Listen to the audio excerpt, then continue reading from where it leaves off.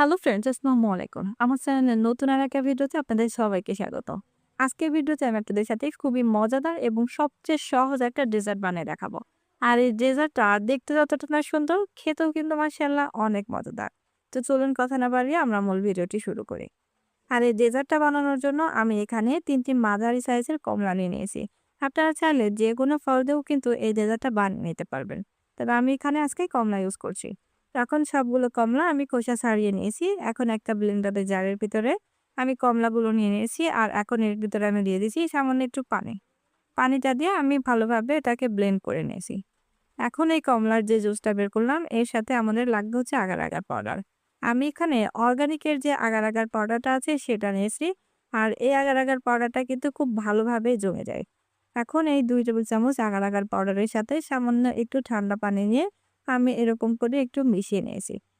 এখন একটা পাত্রের ভিতরে আমি কমলার জুসটা নিয়ে নিয়েছি। আর এর সাথে আমি এড করে দিলাম ৫০ গ্রাম চিনি আর দিয়ে দিলাম সেই মিশ্রিত করা আগার আগার পাউডারটা। সবগুলো উপকরণ দিয়ে দেওয়ার পরে এখন আমি এরকম করে আগার আগার পাউডারের সাথে যেটা মিশালাম এগুলো খুব ভালোভাবে একটু বলক উঠিয়ে নেব। খুব বেশিক্ষণ জাল করব না, জাস্ট এরকম একটু বলক উঠে আসলে আমি এটা অফ করে দেব। কারণ আগার আগার পাউডারটা দিয়ে দেওয়ার সাথে সাথেই কিন্তু এই যে মিশ্রণটা জমতে শুরু করবে। তো দেখুন আমাদের এটা রেডি হয়ে গেছে। এখন আমরা এটা চুলা থেকে নামিয়ে নেব। আর এই যে মোল্ডে আমরা আজকে পুডিংটা সেট করব সেই মোল্ডের ভিতরেই কিন্তু একদম গরম থাকা অবস্থায় আমি এটাকে ঢেলে দিব।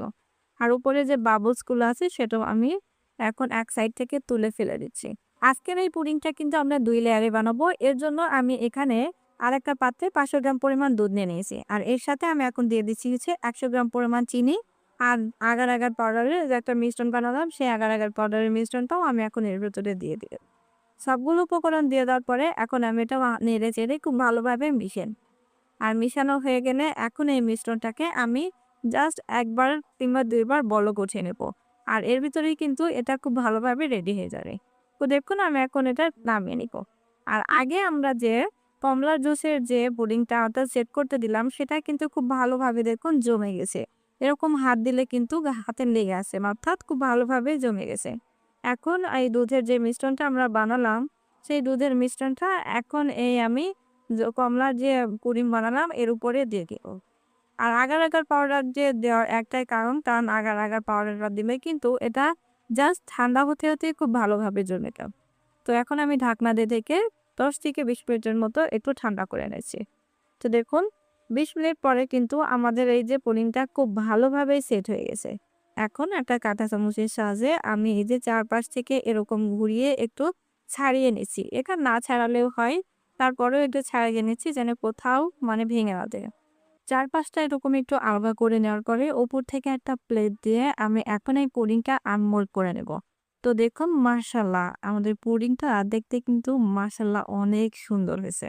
আর এই পুডিংটা বানানো কিন্তু অনেক সহজ। আপনারা কিন্তু জাস্ট ২০ থেকে ২৫ মিনিটের ভিতরে এই পুডিংটা বাসায় বানিয়ে নিতে পারবেন। আর এই পুডিংটা আমরা চাপ শেপ করে কেটে নেব। তো এখন আমরা যে আগে যে মোল্ডে আমরা পুডিংটা সেট করেছিলাম, সেই মোল্ড দিয়ে এরকম একটু আ এক পাশ থেকে চাপ দিলেই কিন্তু একটা সুন্দর চাঁদের শেপ চলে আসে। আর এই চাঁদরাতে কিন্তু চাঁদ শেপের এই পুডিংটা বানিয়ে আপনারা সবাইকে চমকে দিতে পারেন। তো দেখুন আমাদের এখন চাঁদ শেপের একটা পুডিং কিন্তু রেডি। এখন আমরা উপর থেকে একটু ডেকোরেশন করে নেব। তো এর জন্য আমি এখানে কিছু কাজু বাদাম, পেস্তা বাদাম আর চিনা বাদাম দিয়ে সুন্দর করে এটাকে ডেকোরেশন করে নিচ্ছি। আর এভাবে ডেকোরেশন করলে কিন্তু দেখতে একটু সুন্দরই লাগে। তো দেখুন খুব সহজেই কিন্তু রেডি হয়ে গেল আমাদের খুবই মজাদার এবং ইউনিক চাঁদ শেপের পুডিং। আর এই পুডিংটা বানানো কিন্তু খুবই সহজ। আমার রেসিপিটা ফলো করে আপনারা বাসায় একবার হলেও এই পুডিংটা বানিয়ে খেয়ে দেখবেন। আর খেতে কেমন হয়েছে তা কিন্তু কমেন্টে জানাতে একদমই ভুলবেন না। তো এই ছিল আমার আজকের ভিডিও। আশা করি আমার ভিডিওটা আপনাদের কাছে ভালো লেগেছে। আর আমার ভিডিওটা ভালো লাগলে অবশ্যই লাইক কমেন্ট করবেন। আর আপনার ফ্রেন্ডস এন্ড ফ্যামিলি মেম্বারদের সাথে শেয়ার করে দিবেন। আর এরকম নতুন নতুন আরো ভিডিও পেতে আমার চ্যানেলটা সাবস্ক্রাইব করে সাথেই থাকবে। আজ এ পর্যন্ত সবাই ভালো থাকবেন, সুস্থ থাকবেন। আল্লাহ হাফেজ।